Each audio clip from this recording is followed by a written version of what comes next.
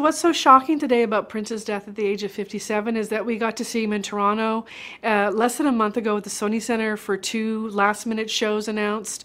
There's only about 3,000 people allowed into each concert. Strictly a no-photo policy, so we all ran down to the front and took pictures of his purple piano, which I now have and cherish, because it's kind of poignant to see a picture like that without him available to play it anymore. It was an amazing show. I've probably seen him a dozen times, and this time he performed with himself and a piano. That was it.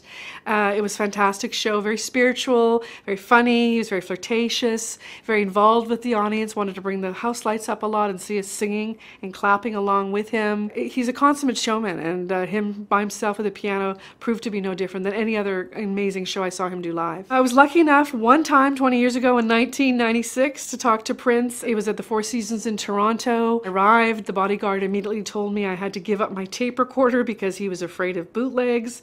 So I was furiously taking notes as I talked to Prince. It was a happy, sad occasion. Happy because he was releasing his 3 CD set called Emancipation. He was excited about that. He had just gotten married to a dancer, Mayte Garcia, his first wife. Sadly, their son had died a week after childbirth due to birth defects. He didn't want to talk about that. He said that I don't talk about family matters, but he was more than happy and effusive and enthusiastic to talk about his new music and his life going forward with his new wife. They got married on Valentine's Day.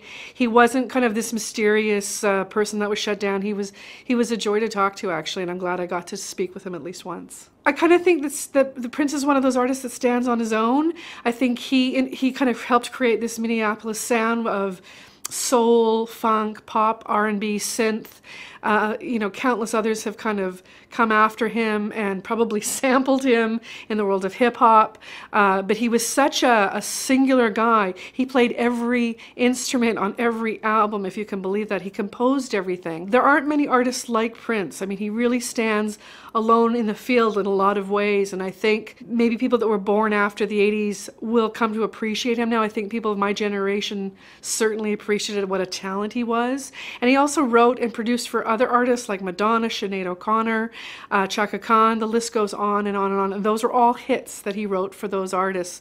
So yeah, he was a true musical talent. He was a child prodigy. And right to the very end, given that we saw him so recently in Toronto, he just kept producing music right to the end.